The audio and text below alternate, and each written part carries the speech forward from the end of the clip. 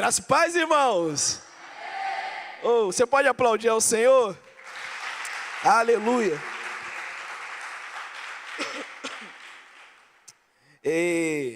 Abra sua Bíblia no Salmo 119, versículo 37.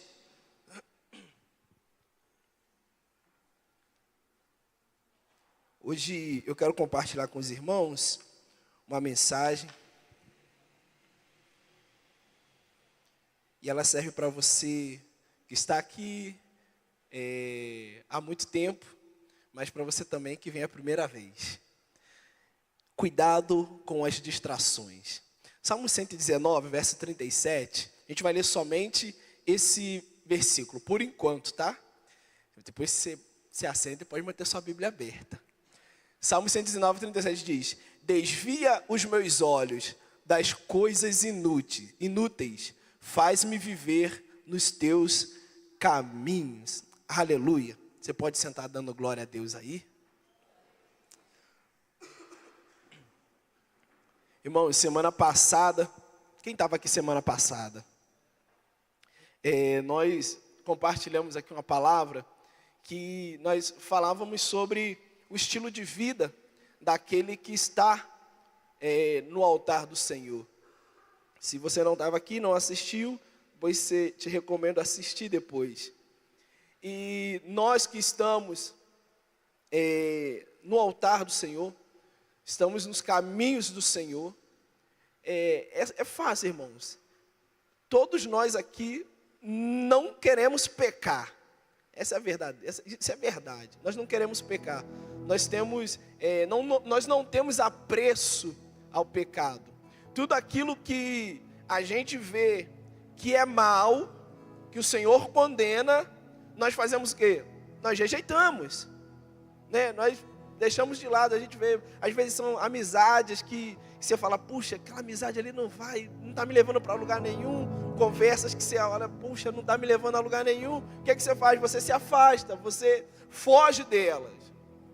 Às vezes, a Bíblia fala que para a gente fugir da aparência do mal. E sabe, às vezes não tem nem aparência de mal, é mal mesmo, irmão. Não tem nem aparência, é mal mesmo, aquele mal com M maiúsculo. A gente corre. E graças a Deus que nós que estamos no altar do Senhor somos assim. Amém pela sua vida. Todavia, Satanás sabe disso. Satanás sabe disso. E aí, meu irmão, ele vai usar outros tipos de coisa para nos tirar do centro da vontade de Deus, que talvez são coisas que a gente mais acaba errando, e eu vou dizer para você, e que também é pecado, porque está nos tirando do centro da vontade de Deus, que são aquelas coisas que têm aparência de boa, parece ser de Deus, são legais, mas não é de Deus. Mas está nos tirando do centro da vontade de Deus. Eu chamo isso de distrações. E o salmista, ele no Salmo 119, que a gente acabou de ler, ele diz assim, olha, desvia os meus olhos das coisas inúteis. Irmão, eu li esse versículo, na verdade eu confesso para os irmãos que não seria essa palavra que eu ia trazer, mas Deus me trouxe essa palavra e me fez ver esse versículo, e eu falei assim, meu Deus, não sei quantas vezes eu já li o Salmo 119 inteiro, mas parece que esse versículo ele saltou dos meus olhos. Eu falei assim, uau, olha a oração que esse salmista está fazendo aqui, desvia os meus olhos daquilo que é inútil. E sabe, meu irmão, às vezes nós perdemos tempo, e muito tempo, com muita coisa que é inútil. Tem muita coisa inútil que está fazendo os nossos pés se desviar da presença de Deus. Tem muitas coisas inúteis que está roubando o nosso tempo. E tempo que nós mesmos deveríamos dedicar a Deus, estamos perdendo muito tempo com essas coisas inúteis. E aí eu falo por mim também, tá? Por favor, isso não é uma palavra de julgamento, mas é uma palavra de confronto até para mim. Porque são coisas que nós achamos que são muito legais. e que às vezes tem muita aparência de que é de Deus, mas são coisas inúteis e que de alguma forma está nos tirando do centro da vontade de Deus, sem que a gente perceba. Sem que a gente perceba. E na nossa geração, na geração que estamos vivendo agora, nos tempos que nós estamos vivendo agora, o que tem mais acontecido é pessoas que estão perdendo tempo com coisas inúteis. E sabe, irmãos, eu acho que se o dia tivesse 48 horas, eu acho que a gente ainda ia falar assim, poxa, eu precisava de mais tempo. Sabe, nós temos 24 horas no dia. E a gente sempre, poxa, eu precisava de mais tempo para isso. Mas se o tempo fosse dobrado, no final do dia, a gente ia dizer, puxa, eu precisaria de mais tempo. O problema não é ter mais tempo. O problema é como estamos gerindo isso. É porque estamos colocando muitas coisas inúteis e estamos acabando perdendo o foco. E o que Satanás, ele tem usado de estratégia para cegar e tirar as pessoas do centro da vontade dele, é essa. Distrações. E aí, ele vai continuar dizendo, faz-me viver no caminho que traçaste. Bem, mas quem foi que traçou esse caminho? Quem foi que detalhou essa caminhada, Fabinho? Foi o salmista? Não, foi o próprio Deus. E sabe, meu irmão, o diabo, ele quer nos distrair. Ele está colocando distrações para nos tirar dos caminhos do Senhor. Mas não é um caminho que nós traçamos, é o caminho que Ele traçou. Sabe o que isso me fala? De propósito, de chamado. O Satanás quer nos distrair para nos tirar do propósito, do chamado, daquilo que o Senhor tem para a nossa vida.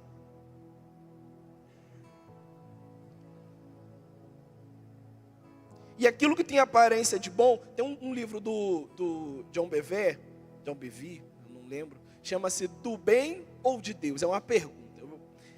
Se você quiser, depois eu te empresto. E é muito bom, porque ele relata justamente sobre isso. Tem coisas que ela é do bem, mas a pergunta é de Deus? É de Deus? Eu acho que a pergunta que nós deveremos começar a fazer a partir de hoje, não é se é do bem ou se é do mal. A pergunta é de Deus? Sabe, às vezes é um namoro. Não, é legal. Mas a pergunta é de Deus? Às vezes é um emprego, você vai da vida desempregado, você está doido, ficando careca igual eu, assim, arrancando o cabelo, que você não sabe o que fazer, e abriu uma porta de emprego. E você fala, é muito legal, eu vou ganhar muito dinheiro. Mas a pergunta é de Deus ou é distrações? Porque as distrações, ela não vai vir com chifre, rabo e tridente. Não, as distrações vão vir bonitinho. Naquilo que você vai, naquela caixinha bonitinha, sabe? Com aquele laço, aquela embalagem que você fica até com pena de tirar, sabe? Assim vai vir as distrações. A pergunta é de Deus ou não é de Deus? E quando a gente olha para a palavra, quando a gente olha para a Bíblia, a gente vai perceber que muitos homens de Deus, que tinham um chamado poderoso, que tinham a direção de Deus, que tinham um propósito e devia caminhar nele, eles acabaram caindo e se perderam no meio do propósito. É claro, Deus restaura, amém, mas no meio do caminho, eles acabaram caindo, errando por conta de distrações. Por conta de distrações. O exemplo disso é Sansão. Vamos ler Juízes, capítulo 16.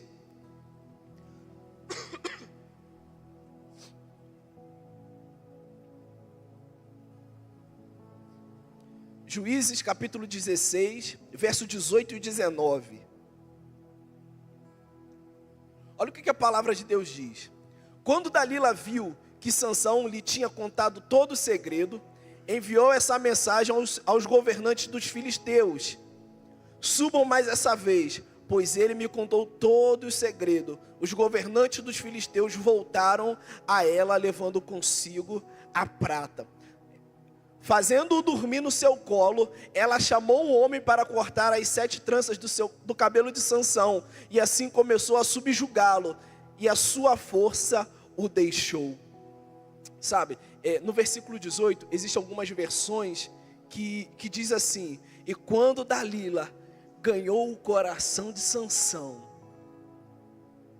Eu achei essa versão maravilhosa, porque, pensa, Dalila não era o inimigo. Dalila não era o inimigo. Dalila era a distração. Dalila era a distração. E sabe, meus irmãos, Sansão, ele era um juiz, era um homem muito forte. Talvez um dos mais fortes aí que já passou na face da terra, ou o mais forte. E ninguém sabia de onde vinha a sua força. Mas a palavra de Deus diz, em uma outra versão, diferente dessa que a gente leu, que Dalila ganhou o coração dele. E por conta disso, por conta dessa distração, ele contou para ela onde estava a força, onde estava a sua força. E sabe o que acontece? Dalila trai a confiança de Sansão. Ele perde toda a sua força. Nós lemos agora, e a sua força o deixou. Cuidado. Cuidado, porque as distrações, elas ganham os nossos corações. As distrações estão aí para tirar a nossa força. Davi, vamos ler, eu gosto de ler, irmãos. Ler é bom porque não é eu que estou falando, é a palavra. 2 Samuel 11, olha o que a palavra de Deus diz. 2 Samuel 11,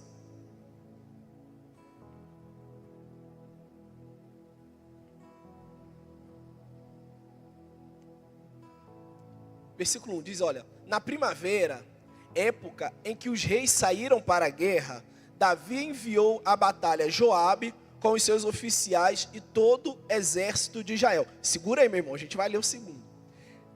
Perceba, era tempo de quê? Era tempo de quê? De guerra. Era tempo de guerra. Eles estavam numa guerra. Pensa, guerra, muita gente vai morrer. Então você fica tensão redobrada, né? Porque a qualquer momento seu inimigo pode atacar. Versículo 2.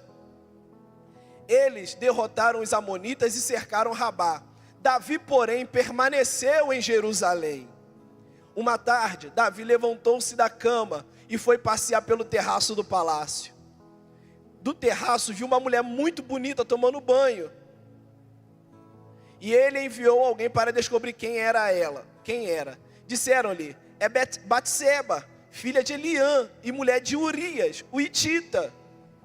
Então Davi enviou mensageiros para que a trouxessem.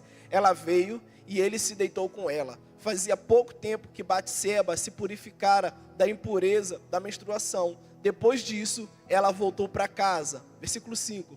A mulher engravidou e enviou um recado a Davi dizendo: estou grávida. Irmãos, Davi era o rei. O seu exército estava na batalha. Ele já tinha vencido uma batalha. E aí um dia qualquer, ele se levantou, foi tomar banho, foi no terraço. De novo, Batseba não era a inimiga.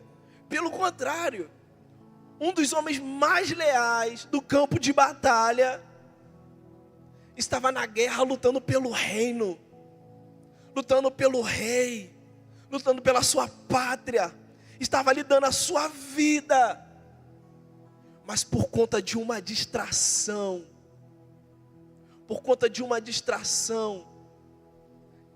depois você lê em casa, a família de Davi, virou esse negócio aqui, essa cena aqui, virou uma bola de neve, irmãos, de perseguição de pai e filho, de um querendo matar o outro, e Davi acabou, e depois que ele descobriu que a mulher engravidou, ele queria arrumar alguma forma de que o marido dela morresse, até um dia que ele é confrontado pelo profeta Natã, e ele se arrependeu. Mas perceba, as distrações, o que elas fazem com a gente. Por isso, meu irmão, precisamos ter atenção redobrada. Porque aquilo que tem cara de mal, nós sabemos é do diabo. E aquilo que tem cara de bem, será que é de Deus? Eu acredito que você já andou de ônibus. Mas quando você, não sei se você já reparou, eu andava muito de ônibus na minha cidade. E quando a gente entrava no ônibus, em cima quando você entra do retrovisor assim, do para-brisa, tem uma mensagem. Vocês já leram aquela mensagem ali? Ninguém nunca leu? Diz assim, olha, falar com o motorista, somente o indispensável. Somente o indispensável. Por quê, irmãos? Por que não ir ali trocando uma ideia com o motor, né? Fala, motor, vou trocar uma ideia. Por que não? Sabe, irmãos? Porque qualquer distração, qualquer desatenção, um acidente muito grave pode acontecer. E muitas vidas podem morrer. Tome cuidado com as distrações, porque qualquer acidente pode acontecer e muitas vidas podem morrer. Precisamos tomar cuidado com as distrações. Somente o indispensável, sabe? E o indispensável somente é a presença de Deus, irmãos. Vamos continuar. Mateus capítulo 14, verso 28.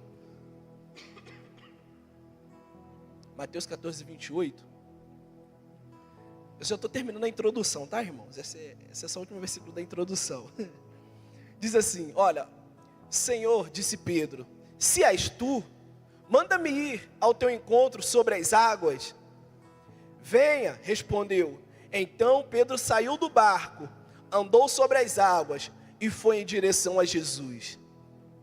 Mas, quando reparou no vento, ficou com medo e começou a afundar e gritou, Senhor, salva-me! Imediatamente Jesus estendeu as mãos, segurou e disse, homem de pequena fé, por que você duvidou? Sabe, Pedro estava vivendo o extraordinário. Pedro estava vivendo o sobrenatural, irmãos. Ele estava andando sobre as águas, pensa. Ele vê Jesus, fala, uau, é o mestre. Falou, Senhor, se és tu, faz eu ir aí também andar sobre as águas. Aí Jesus falou, vem, você quer andar sobre as águas? Vem. Bom, pensa que se na maneira devia ter sido aquilo. Pedro andando sobre as águas, os discípulos estavam ali amedrontados, não sabia se era Jesus, se era um fantasma. E aí, está lá Pedro andando sobre as águas. Que legal, que sobrenatural, sabe? Que unção, que extraordinário. Só que a palavra de Deus diz que ele começou a reparar nas ondas, começou a reparar nos ventos, está tudo batendo, tudo balançando. Ele tira os olhos de Cristo e começa a olhar as coisas que estão ao redor dele, coisas inúteis. Aí a Bíblia diz que depois que ele tirou os olhos de Cristo, que ele começou a olhar as coisas que estavam acontecendo ao redor dele, sabe o que aconteceu? Ele começou a afundar. Toda vez que tiramos os olhos de Cristo, nós iremos afundar. Toda vez que nós começarmos a perceber as coisas que estão ao nosso redor e tirarmos os olhos de Cristo, nós vamos afundar. Aí Jesus fala, poxa, por que você duvidou, homem de pequena fé? Mas sabe por que ele duvidou? Porque ele tirou os olhos de Cristo. As distrações, meu irmão, os vendavais, eles vão vir, mas vou dizer algo para você, isso é distração para tirar o seu foco de Cristo. E à medida que nós tiramos o foco de Cristo e começamos a olhar a tempestade, a nossa fé vai balançar, nós vamos duvidar, será? É Deus? Será que Deus me abandonou? Será mesmo que Ele está comigo? Será que Deus está me dando uma palavra? Será essa a direção? A gente vai começar a afundar, a nossa fé vai declinar, e sabe o que acontece no final de tudo? Nós vamos afundar. Que Deus segue os nossos olhos para distrações, meu irmão. para que possamos de fato viver algo sobrenatural. Para experimentarmos o sobrenatural, precisamos estar com os nossos olhos focados em Cristo. Quem vive no altar, né, como a gente falou que semana passada, precisa olhar exclusivamente e diretamente para Cristo. Eu nem sei quanto tempo mais eu não consigo ligar a televisão e assistir reportagem de jornal.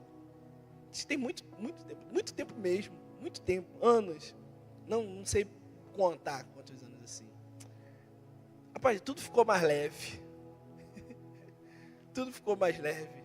Você liga a televisão hoje, você está cheio da palavra, você vem para o culto, recebe uma palavra, um louvor maravilhoso e abençoado desse aqui. Você chega lá, liga lá naquelas canais lá de TV, né? E aí você começa a ver muita desgraça, muita coisa. Aí, sabe, nosso coração vai assim, se entristecendo, vai definhando. E no final a gente percebe que, sabe, só consumiu, não agregou em nada. E, sabe, isso são distrações, meu irmão. Isso são distrações. Olha para Cristo, olha para Ele. O seu Pai está perto de você, olha nos olhos dEle, abraça Ele. E se você quer viver o sobrenatural, mas está difícil, para de olhar as águas batendo no barco, o vento soprando, a água entrando no barco. Para de olhar para isso, olha para Cristo, olha para Ele.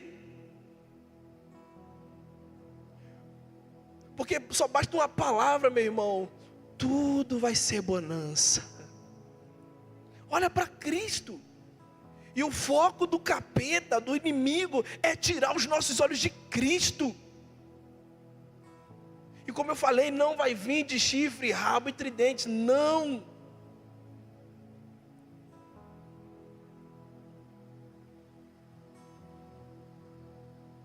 Filipenses 3, 13 ao 14 diz assim: irmãos, não penso que eu mesmo já tenha alcançado, mas faço alguma coisa, esquecendo-me das coisas que para trás ficaram, avançando para as que estão adiante de mim, prossigo para o alvo, a fim de ganhar o prêmio do chamado celestial de Deus em Cristo Jesus. Irmão, tem coisas que ficou para trás, já foi, já era, acabou, passou, não volta mais.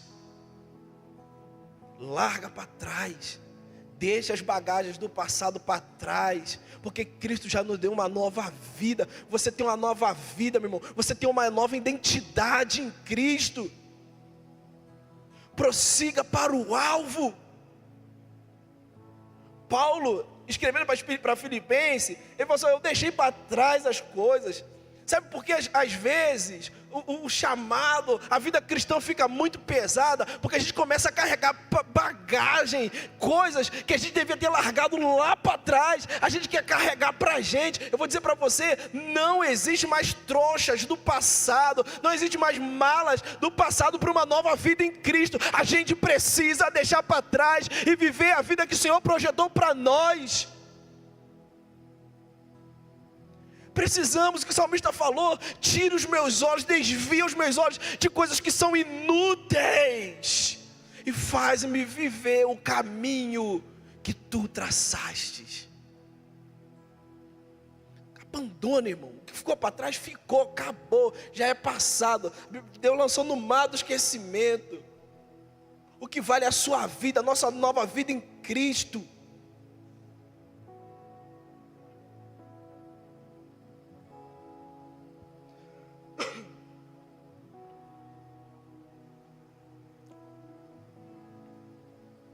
Hebreus 12, eu já estou quase acabando a introdução.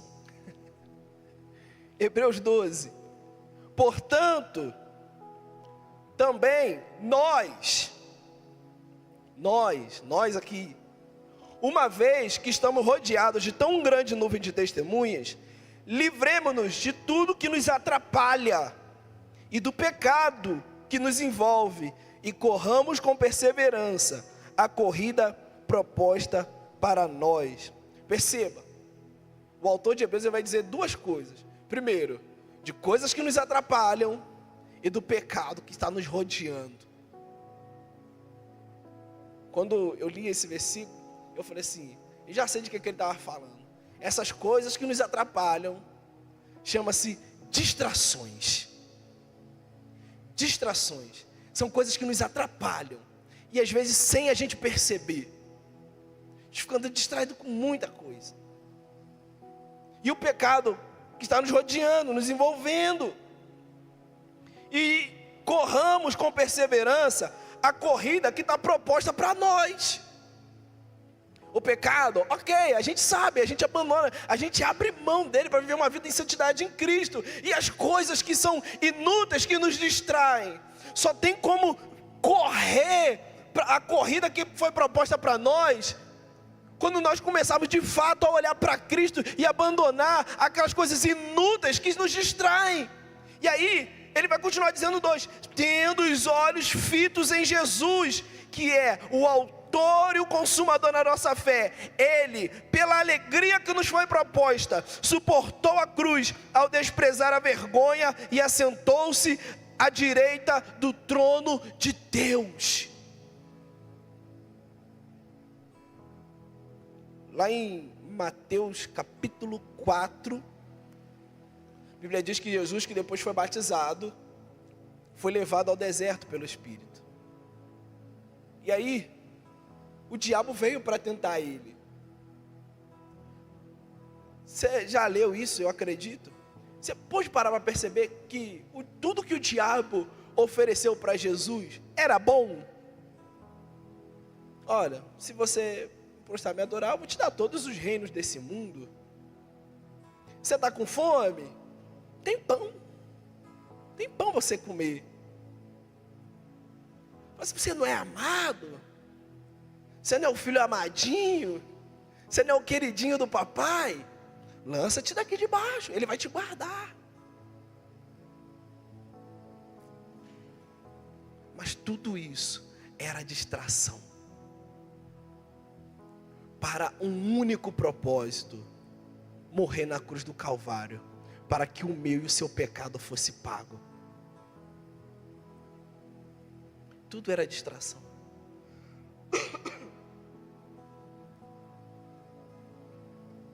Colossenses 2, versos 6 a 8, diz assim: portanto, assim como vocês receberam a Cristo Jesus, o Senhor, continuem a viver nele. Quantos aqui já receberam o Senhor Jesus? Continue a viver nele, firmes, é o que Paulo está falando aos Colossenses. E para nós, como?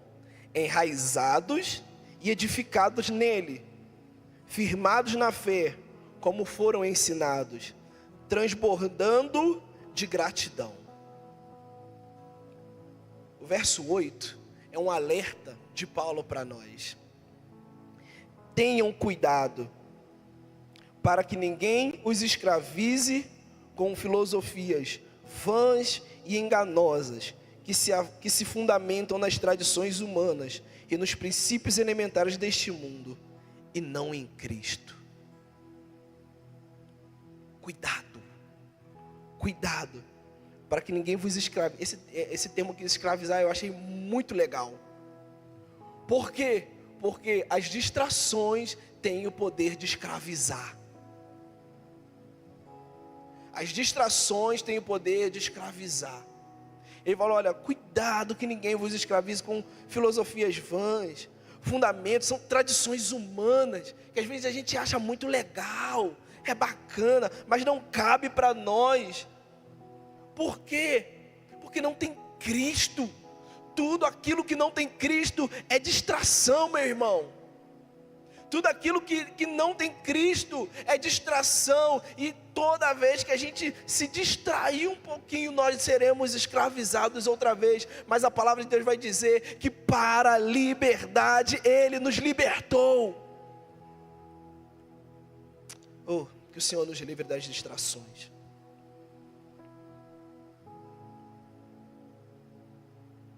As distrações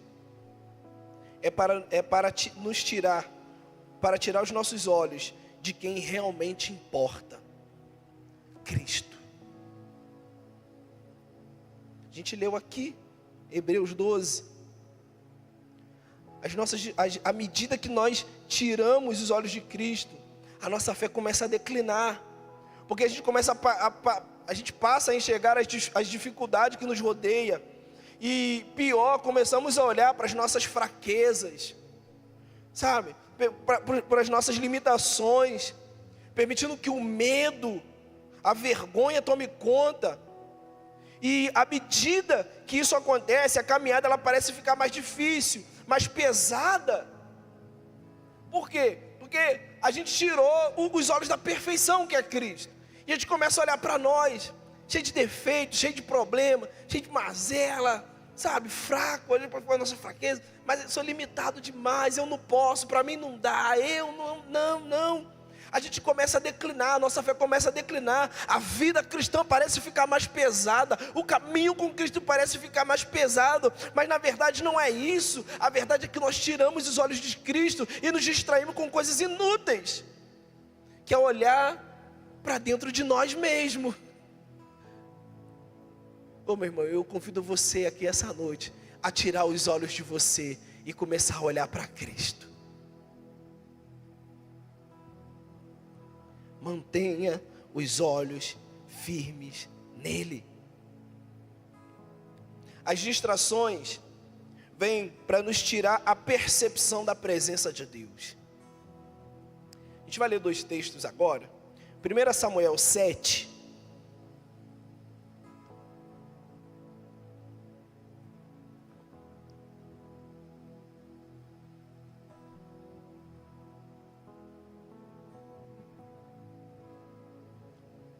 Samuel 7, a gente vai ler o verso 1 e o verso 2 apenas.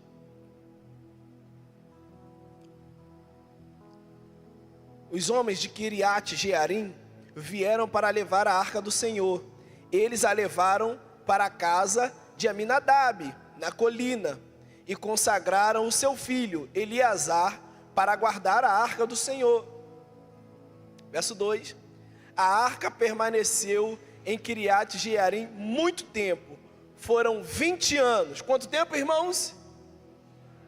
20 anos, é o que eu tenho de idade. Todos os israelitas buscavam o Senhor com súplicas. Irmão, 20 anos, não é 20 horas, não é 20 dias, é muito tempo. 20 anos é muito tempo. Vou te contar a história. A arca do Senhor foi roubada no meio do povo, e eles precisavam de vamos botar esse objeto em algum lugar. Vamos botar na casa de Aminadab. Então, seu filho vai ficar responsável por tomar conta da arca. Meu irmão, 20 anos é muito tempo. 20 anos é muito tempo. 20 anos é muito tempo. Durante esses 20 anos, e aqui quero abrir um parêntese, a arca da aliança, ela naquele tempo representava a presença de Deus. Era Deus ali. Pensa, irmão, Deus foi morar na casa daquele homem, não tinha nada a ver com a história. Deus foi morar na casa dele. Meu irmão, 20 anos, Deus morando, isso é um casamento. 20 anos é um casamento, é uma vida. Está lá, Deus morando na casa dele, 20 anos. Sabe o que aconteceu durante esses 20 anos? Absolutamente nada. Nada. Não aconteceu absolutamente nada. Estava ali a arca da aliança, Deus morando na casa de Aminadab, e nada aconteceu. Por quê? Porque aparentemente, ela estava sendo negligenciada, tratada como um objeto qualquer, não como a presença de Deus. E tinha alguém para cuidar dela. Alguém foi nomeado para cuidar dela. Mas eu acredito, a Bíblia não diz isso. E aí, é uma crença minha, você pode jogar fora se você quiser. Que por conta das negligências, que são distrações, as distrações, quando ela vem e ela começa a nos escravizar, nós tratamos a presença de Deus como com negligência, não como presença de Deus. E sabe o que acontece quando a gente trata a presença de Deus com negligência? Nada, não acontece nada, não há palavra, não há avivamento, não há temor, não há sobrenatural, não há extraordinário, não há nada, não acontece nada. Mas o mais impressionante, porque é a presença do Deus Todo-Poderoso. E como não acontece nada? Por conta das distrações, meu irmão. Por conta das distrações. Não acontece nada, porque as distrações, ela tomou tanto o coração, que a gente negligencia a presença de Deus. Deus morando na casa daquele homem, 20 anos, e não aconteceu absolutamente nada. Por outro lado, depois de 20 anos, a presença de Deus saiu da casa daquele homem. Graças a Deus. Não sei se a gente pode dizer isso, né? Mas 20 anos passou. Aí Davi assumiu o trono. Qual a primeira atitude de Davi? Vamos buscar a arca. Vamos trazer a presença de Deus para o meio do povo. Vamos trazer a arca de volta para casa. E aí, você conhece a história. Ele tentou de um jeito lá que não era o correto. E aí, falou, não, vamos fazer o seguinte. Vamos deixar ela aqui na casa de um homem chamado Obed-Edom. Obed-Edom. Vamos ler, irmãos. 1 Crônicas 13. 1 Crônicas 13. Diz assim, olha. Depois de consultar todos os oficiais, os comandantes de 1000 e de 100. Perdão, é o versículo 13 e o 14, Cássio. Perdão. Agora foi certo. Por isso, desistiu de levar a arca para a cidade de Davi. Em vez disso, levou para a casa de Obed-Edom, o giteu. E a arca de Deus ficou na casa dele por 3 meses, 90 dias. Meu irmão, olha a discrepância de 20 anos para 3 meses. E o Senhor abençoou a sua família e tudo o que ele possuía. 20 anos na casa de Yasmin, e nada aconteceu. 90 dias, 3 meses. 3 meses é uma visita, irmão. 20 anos é um casamento. 3 meses. A Bíblia diz que Obed-Edom foi abençoado em tudo. Ele, a casa dele, a família dele, tudo foi abençoado. Porque eu imagino, irmãos, que a mente daquele homem, uau, a presença de Deus está aqui. A arca está aqui. Eu preciso cuidar dela. Eu preciso cuidar dela. Mas, meu irmão, a Bíblia não diz, mas eu fico imaginando. Às vezes eu leio esses negócios, eu fico imaginando mesmo. Obed-Edom, arruma um canto. Mas qualquer canto. Não. Tem que ser o melhor. Imagina, irmão, aquele homem, ele não devia nem dormir. Todo dia, ia lá e olhava a arca. Tá lá. E voltava, chegava no outro dia, pegava uma flanela para limpar, né? Ninguém encosta, é a arca, e está aqui, fazia festa. É porque a presença de Deus estava lá, meu irmão. Não era simplesmente um objeto qualquer que o pessoal usou de mesinha, de cabeceira de cama, não. É a presença de Deus. Ela precisa de um lugar melhor. A presença de Deus precisa ser exaltada. E sabe o que acontece, meu irmão? Quando a gente não perde tempo com coisas inúteis, com distrações, nós preservamos, nós zelamos a presença de Deus. E a unção, ela é dobrada. Em 3 meses, a casa de Obed-Edom foi abençoada.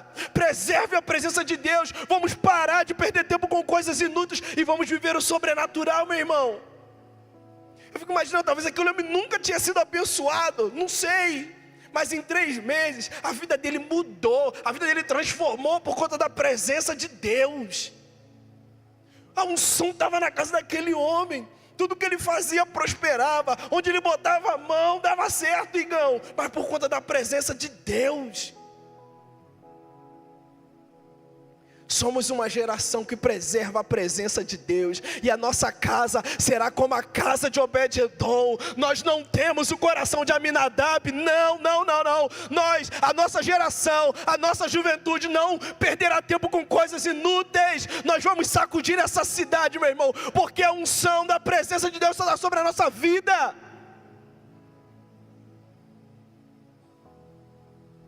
Tudo o que o inimigo quer é nos distrair.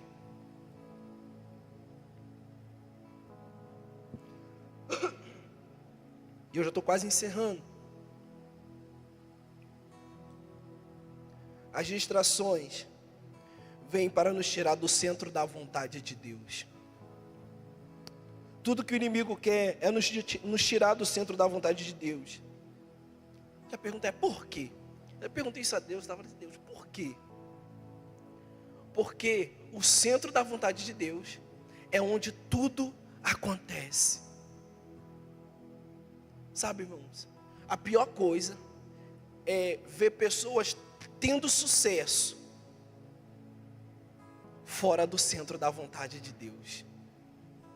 É a pior coisa. É a pior coisa. O centro da vontade de Deus é o lugar aonde tudo acontece. Tudo acontece. Salmos, número 25, Salmos de 25, o verso 14 e o 15.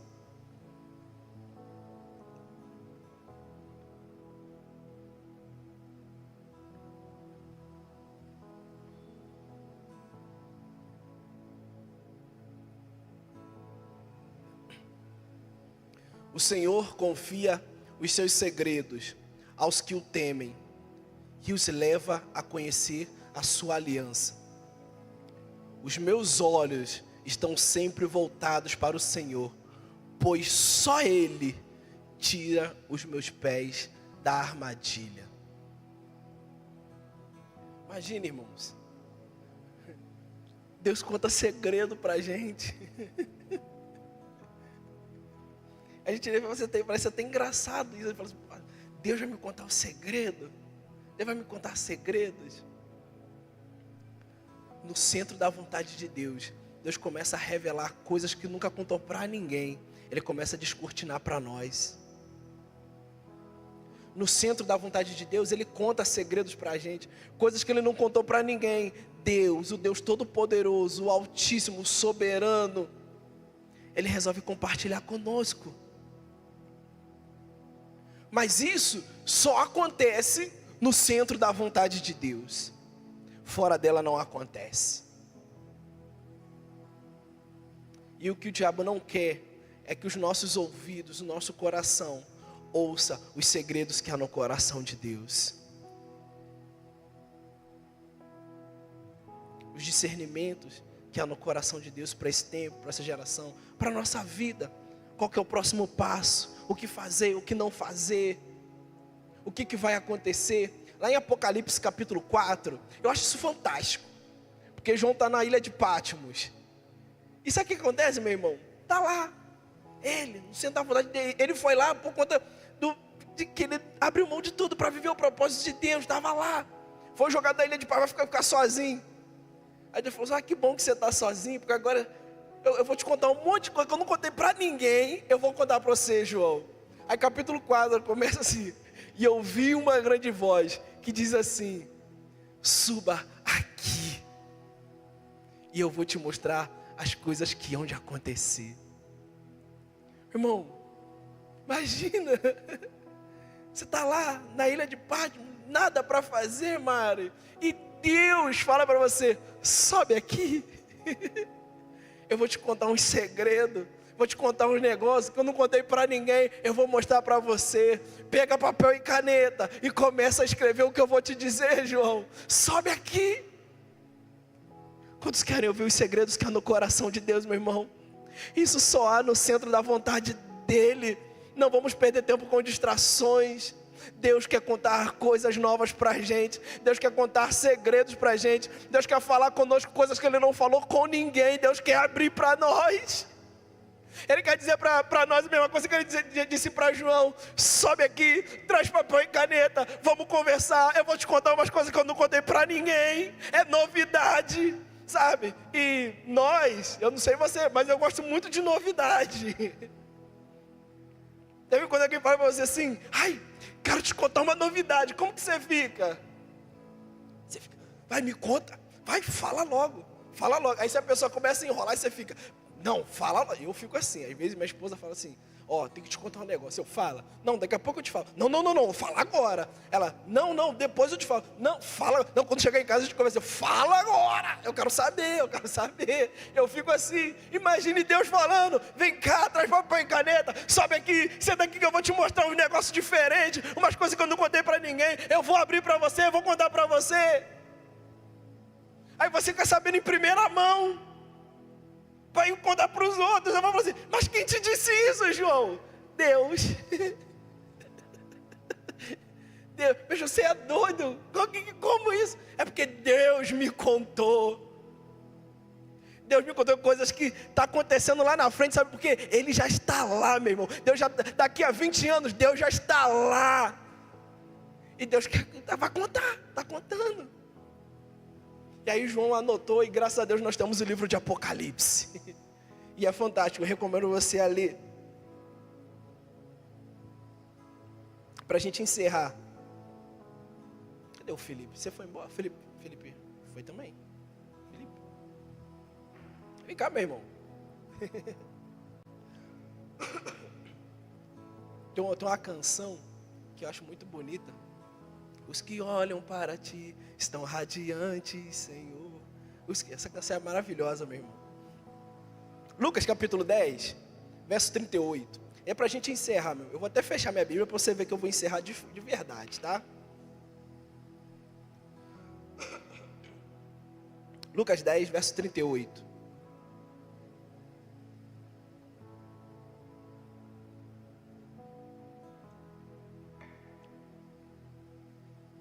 Caminhando Jesus e os seus discípulos chegaram a um povoado, onde certa mulher chamada Marta o recebeu na sua casa.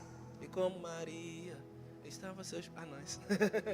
Maria e sua irmã ficou sentada aos pés... Ficou sentada aos pés do Senhor, ouvindo o que ele dizia. Bom, está na casa delas. Uma sentou para ouvir o que Jesus vai dizer. Marta, porém, estava o quê? Vamos fazer mais forte? Marta, porém, estava com muito serviço. Com muito serviço. Trabalhar é bom, irmão. Se tem alguém que não gosta, se quiser, depois a gente conversa. Trabalhar é muito bom. Em casa é melhor ainda, né, irmão? Você quer casar daí?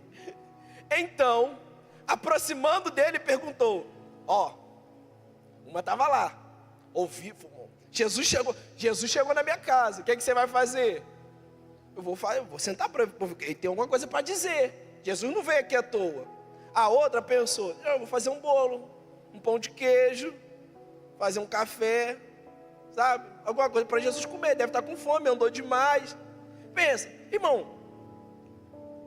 Os irmãos vão lá em casa, a gente faz isso, né, irmão? Eu gosto de receber as pessoas bem. E não é ruim, não. Se você quiser me convidar para ir na sua casa, eu também aceito. Não é ruim. Você está lá, faz um bolo, alguma coisa. Não tem problema nenhum nisso. Não tem nada de mal nisso. É até legal, você vai receber as pessoas bem. Jesus estava cansado da viagem, devia estar com fome, algo do tipo.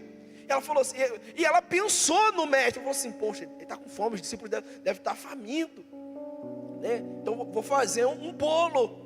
A outra: que mané de bolo? Que mané de bolo? Não. Se Jesus vem na minha casa, é porque ele tem alguma coisa para dizer. Se ele veio aqui, é porque ele tem alguma coisa para mim. Ele quer falar alguma coisa. Aí, a outra está lá, pão de queijo passado, tal. ela olha e vê a irmã sentada, ouvindo Jesus falar. O que é que ela faz? Ficou irritada. É lógico, estou trabalhando sozinha, né? Lá em casa de vez em quando acontece isso, irmão. Aí vem quem senta sou eu. Aí tem que ouvir: acho que isso aí eu vou deixar eu fazer tudo sozinha. Eu falo: Marta, Marta. Mas minha esposa é uma benção, irmãos. Eu não sei o que seria da minha vida sem ela. Glória a Deus pela vida dela. E diz: então, aproximando-se dele, perguntou. Geralmente a gente sempre lê assim, né? Senhor, minha irmã está lá, não te importa. Não, meu irmão. Pensa, ela estava brava demais naquele dia. Ela estava brava. É brava demais. Não sei se é casado aí, você que é casado, você sabe quando a mulher está brava, porque ela pediu para você lavar a louça, você não foi, você sentou para ver televisão e está lá, ó, pá, pá, pá, pá, e a louça cheia, e a pia cheia de louça, chão para varrer, e ela fazendo comida e neném agarrado aqui, né? E como é que ela fala com você? Ô, benzinho, beijo. Não, você não vai fazer nada, não. Aí a gente lê dessa forma assim: não, ela falou: Senhor, ela foi brigar com Jesus, ela foi reclamar com Jesus. Não te importas que a minha irmã tenha me deixado sozinha com o serviço? Diz para ela vir me ajudar. Ela foi brigar com Jesus. Ela não brigou com a irmã. Ela podia ter puxado ela pelo cabelo: não, você vai vir me ajudar aqui. Não, foi brigar com Jesus.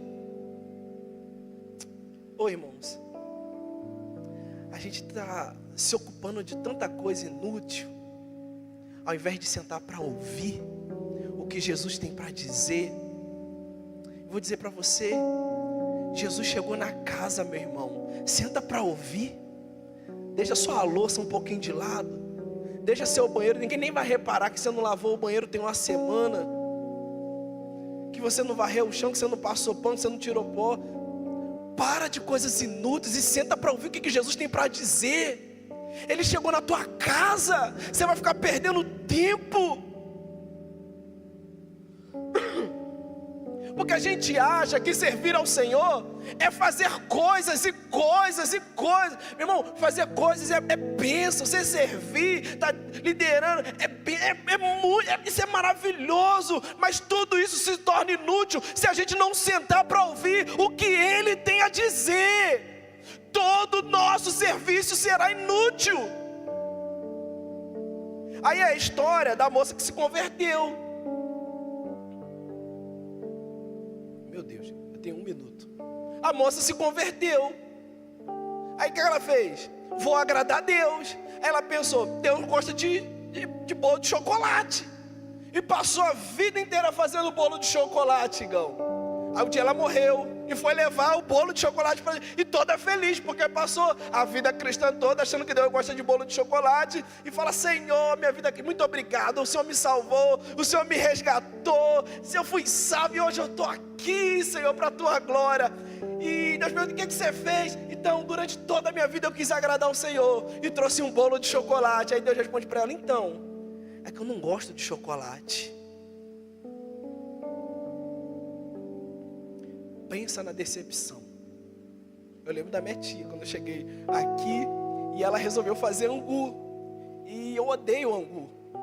Odeio angu. Por favor, não me convide para comer angu. E aí, irmãos, ela fez uma travessa gigantesca de angu. Porque na casa dela, nem meu tio, nem meu primo não comem angu, só ela. O que ela imaginou? Sem me perguntar: meu sobrinho gosta. E fez uma travessa gigantesca, deu até dó. E aí no dia que a gente sentou para comer, que eu vi aquela travessa assim, aí eu, aí ela: meu sobrinho, é tudo nosso. Aí eu: não é não. Ela: como assim? Eu falei: eu não gosto de angu. Ela: como que você não gosta? Eu falei: se tem uma coisa que eu odeio nessa vida, é angu. Ficou 1 semana comendo angu todo dia. Oh, irmãos, que o Senhor tenha misericórdia de nós. Que a gente pare de se encher com muitas coisas inúteis e sente para ouvir o que Ele tem a dizer. E aí, Para encerrar, Jesus, com toda a sua mansidão, todo o seu carinho, seu cuidado, verso 41, ele vai dizer: Marta, Marta, você está preocupada, inquieta com muitas coisas. Algumas versões vai dizer: você está afadigada. Afadigada. A fadiga é excesso de fazer muitas coisas inúteis. Inúteis. Todavia, apenas uma é necessária. E como Maria, que estava a seus pés, e disseste a ela: essa é a boa parte, e nunca lhe será tirada. Sabe? Todo o nosso serviço, toda a nossa fadiga, todas as coisas inúteis, todas as distrações que a gente acha que está fazendo para agradar a Deus e não está agradando a Deus, pelo contrário, só está tirando a gente do centro da vontade dEle, do centro do propósito, do chamado, impedindo a gente de ouvir a voz dEle, essas coisas inúteis. Jesus está, em outras palavras, Jesus está parafraseando aqui: não vale absolutamente nada. É o que Salomão falou, é como correr atrás do vento. Tem uma música da Heloísa Rosa, Vaidade, que ela diz assim: busco na vida tantas coisas e nem sei por que razão, que eu fortaleço minha vontade para que tudo aconteça do meu jeito. Do meu jeito. Corro ao encontro, eu acredito, persigo até chegar ao fim, para descobrir lá no final de que eu corri atrás do vento. Fique de pé.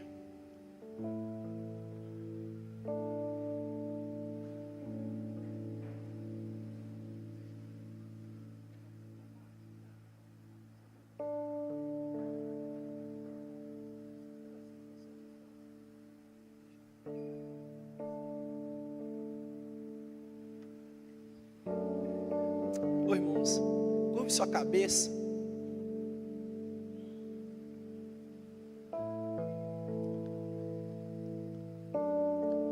Queria que você orasse ao Senhor, pedindo ao Senhor: Senhor, em nome de Jesus, Pai, livra-me das distrações, daquelas coisas que são inúteis e que estão de alguma forma me afastando do centro da Tua vontade, da Tua presença. Você consegue fazer essa oração aí?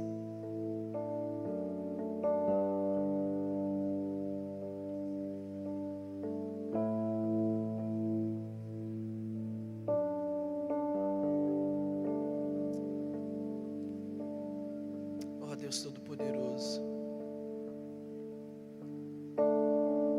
Oh Senhor Jesus, livra-nos das distrações, Pai. Livra-nos das coisas inúteis. Livra-nos daquilo que tem roubado o tempo que deveríamos ter contigo, Senhor. Livra-nos daquilo que tem tomado o nosso coração e tem nos afadigado. Oh Senhor, faça-nos nos assentar para ouvir o que o Senhor quer, Pai. Revela o Teu coração a nós, Pai. Revela o Teu coração a nós. Abra os olhos do nosso entendimento, Senhor, para que possamos perceber o amor que há nos Teus olhos, Senhor Deus da glória. Abra os nossos ouvidos, Senhor Deus da glória, para ouvir a Tua voz e perceber a Tua voz. Não permita que nós nos afadigamos com coisas inúteis, a ponto de não perceber mais a Tua presença, Senhor. Oh, Senhor. Nós não queremos ser como Aminadab, que negligenciou cada instante, 20 anos, Pai. 20 anos e nada aconteceu. Dá-nos o mesmo coração de Obed-Edom, para cuidar da Tua presença, para zelar por ela, Pai.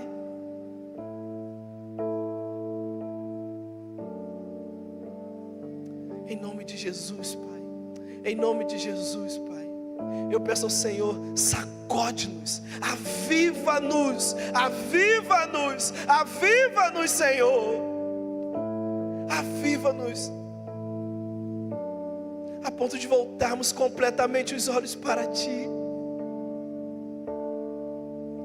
Em nome de Jesus. Em nome de Jesus. Meu irmão, ô Mari, você consegue cantar só um refrão rapidinho aqui? Eu queria que você passasse a mão no ombro de alguém perto de você. Eu queria que antes de a gente sair daqui, eu queria que você orasse pela vida dessa pessoa. Você consegue fazer isso? Ore pela vida dela. Fala: Senhor, me ajude a ajudar o meu irmão. Se você está com a sua esposa, com o seu filho, não sei. Ore pela vida dele, pela vida dela. Para que cada dia mais nós possamos ter mais percepção do Senhor.